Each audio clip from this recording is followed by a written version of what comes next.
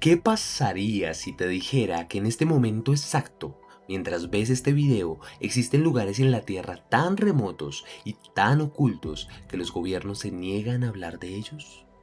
Lugares a los que los científicos no se acercan y de los que la gente local solo se atreve a hablar en susurros cuando cae la noche. ¿Qué pasaría si te dijera que en esos lugares algo colosal sigue vivo? No te estoy hablando de una leyenda urbana, no te estoy hablando de un mito antiguo, ni de un cuento para asustar a los niños alrededor de una fogata. Estoy hablando de gigantes, criaturas reales de 3, 4 y hasta 5 metros de altura, con ojos que brillan en la oscuridad con un color rojo intenso y una historia que está escrita directamente en las páginas de tu Biblia. El mundo moderno cree que han desaparecido. Nos han enseñado que Dios los aniquiló por completo en el diluvio, que los Nefilín son solo un capítulo cerrado en la historia antigua. Pero, ¿y si ese capítulo no está cerrado? ¿Qué pasaría si en lo profundo de las selvas y cuevas de una remota cadena de islas en el Pacífico, los descendientes de los Nefilín siguen caminando sobre la tierra hoy en día?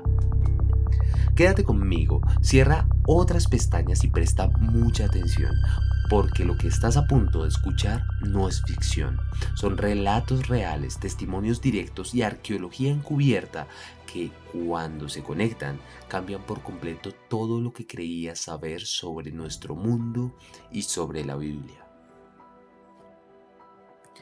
Capítulo 1. El secreto de las Islas de Salomón. Para entender este misterio tenemos que viajar a uno de los lugares más inexplorados de nuestro planeta, las Islas de Salomón, un archipiélago en el Océano Pacífico Sur, al noroeste de Australia. Hablamos de casi 1000 islas, la mayoría de ellas deshabitadas, cubiertas por una selva antigua y espesa que se asienta sobre un sistema de cuevas y túneles submarinos que el hombre moderno nunca ha logrado mapear por completo. Los exploradores europeos registraron estas islas por primera vez en 1568, cuando un navegante español llamado Álvaro de Mendaña llegó a la región. Él les puso ese nombre de manera intencional, en honor al rey más rico que jamás haya existido, el rey Salomón de la Biblia, porque los lugareños le hablaron de inmensas riquezas y oro escondido bajo esas islas. Pero junto con las historias de oro, Mendaña trajo a Europa otra historia mucho más perturbadora. Trajo los relatos de lo que la gente local más temía, algo que vivía en la selva junto a ellos, algo de lo que nunca hablaban después del anochecer. Los llamaban los gigantes. El verdadero tesoro de esas islas no era el oro, era un secreto mucho más antiguo y aterrador, y el mundo exterior simplemente no estaba preparado para escucharlo. Durante generaciones, los nativos de las Islas Salomón han contado las mismas historias, no historias parecidas, sino exactamente los mismos relatos, a través de diferentes islas, en diferentes tribus que hablan diferentes idiomas y que no tienen forma de coordinarse entre sí. Y cuando comunidades completamente separadas dan testimonios idénticos de manera independiente, los investigadores serios dejan de llamarlo folclore y comienzan a llamarlo evidencia. Los lugareños describen a una antigua raza de seres que viven bajo tierra, en redes de cuevas que corren por debajo de las islas y las conectan a través de pasajes submarinos. Las descripciones nunca cambian, miden entre 3 y casi 5 metros de altura, tienen cabello largo, ojos marrones o negros que brillan con la luz roja en la oscuridad, y un olor animal tan fuerte y poderoso que te advierte que uno está cerca antes de que puedas verlo. Un ingeniero y piloto de helicópteros llamado Marius Veron pasó años en estas islas recolectando estos testimonios. Él no era un fanático buscando confirmar sus creencias, era un escéptico entrenado. Pero salió de allí siendo un hombre completamente distinto. Recogió relatos de primera mano de agricultores, pescadores y ancianos de las aldeas, personas que juraban haber visto a estas criaturas con sus propios ojos. Y el detalle más perturbador de todos El que se repetía en cada relato era este. Había personas desaparecidas, no animales perdidos, personas que eran llevadas de sus aldeas en medio de la noche y la mayoría de ellas nunca regresaron. Un joven de una isla exterior se encontró cara a cara con uno de esos gigantes en el borde del bosque al anochecer. Los testigos dicen que nunca volvió a ser el mismo, que no podía hablar del tema sin desmoronarse por completo y que las marcas en su cuerpo contaban una historia que sus palabras no podían. Para la gente de las Islas Salomón, esto no es un mito antiguo, es su presente. Capítulo 2. El terror en Guadalcanal. Quizás estés pensando, bueno, es solo una isla, es solo un grupo de personas con mucha imaginación. Déjame destruir ese pensamiento por completo. Si necesitas testigos que no sean agricultores locales, personas que no crecieron escuchando estas leyendas y que no tenían ningún tipo de incentivo para inventar nada, hablemos de la Segunda Guerra Mundial. Guadalcanal se encuentra exactamente en la cadena de las Islas Salomón. Durante la Segunda Guerra Mundial se convirtió en uno de los campos de batalla más brutales de la campaña del Pacífico. Hubo un intenso combate en la selva, miles de bajas, algunos de los peores enfrentamientos de la historia militar. Y muchos de los hombres que sobrevivieron a esas selvas trajeron de vuelta historias que nunca aparecieron en ningún registro militar oficial. Los soldados japoneses que lucharon en Guadalcanal reportaron encuentros nocturnos en la selva con criaturas que definitivamente no eran soldados estadounidenses. Describieron seres enormes que se movían a través de la densa vegetación con una velocidad y un silencio que no tenían ningún sentido para algo de su tamaño. Y lo más aterrador, las balas no los detenían. Estos eran soldados japoneses que nunca antes en sus vidas habían oído hablar de las Islas de Salomón. No tenían un marco cultural para procesar lo que estaban experimentando. Simplemente lo vivieron. E incluso, estando armados hasta los dientes, se encontraron impotentes. ¿Cómo explicas esto? La Biblia ya nos había dado un nombre para algo así miles de años antes. Capítulo 3.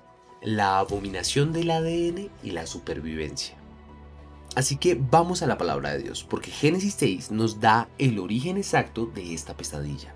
El texto describe cómo los hijos de Dios, los ángeles caídos o vigilantes, vieron a las hijas de los hombres, las encontraron hermosas y tuvieron hijos con ellas.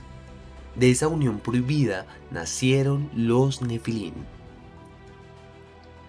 Criaturas que no eran ni totalmente humanas ni totalmente angelicales. Eran poderosos, gigantescos y tan corruptos que Dios tuvo que enviar un diluvio mundial para reiniciar la tierra.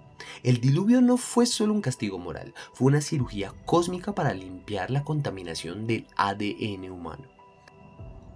Pero aquí está el detalle que la mayoría de los creyentes pasa por alto. Génesis 6:4 dice, había gigantes en la tierra en aquellos días y también después. Y también después. Esas 4 palabras lo cambian todo. Después del diluvio, los Nefilim no se habían extinguido por completo. La Biblia nos dice en el libro de Números, capítulo 13, que los espías que Moisés envió a Canaán regresaron aterrorizados. Dijeron, vimos a los gigantes, los hijos de Anac, que vienen de los gigantes. Y nosotros éramos, a nuestro propio parecer, como langostas, y así les parecíamos a ellos. Después del diluvio, el linaje Nefilim se había esparcido. Y luego está Goliat, un guerrero gigante de más de casi 3 metros que desafió a los ejércitos de Israel, a quien David mató con una honda. Pero segunda de Samuel nos cuenta que Goliat tenía hermanos, otros gigantes del mismo linaje que siguieron luchando incluso después de que él muriera. Escúchame bien, las escrituras no registran la extinción de los Nefilim, registran sus derrotas en batalla, registran su retirada hacia los bordes del mundo conocido. Se fueron a algún lado, y una remota cadena de islas con un sistema de cuevas inexploradas encaja perfectamente en ese cuadro histórico de una manera que es imposible de ignorar. Capítulo 4. El encubrimiento global y las ruinas antiguas. Esto no es un fenómeno aislado de una sola isla. En todo el mundo, desde civilizaciones que jamás tuvieron contacto entre sí, separadas por inmensos océanos y por miles de años, aparece exactamente la misma historia. Seres enormes de origen sobrenatural que alguna vez caminaron junto a la humanidad. En Nevada, Estados Unidos, dentro de la cueva Lovelock, los arqueólogos encontraron restos óseos significativamente más grandes que cualquier población humana conocida, junto con evidencia de cabello rojo. Ese es exactamente el mismo cabello rojizo que los nativos de las islas Salomón describen en sus gigantes. A lo largo de los años se han descubierto herramientas de gran tamaño en sitios de excavación, martillos de piedra, hojas y hachas demasiado grandes y pesadas para que cualquier mano humana normal las use de forma efectiva. Fueron construidas para algo significativamente más grande que nosotros.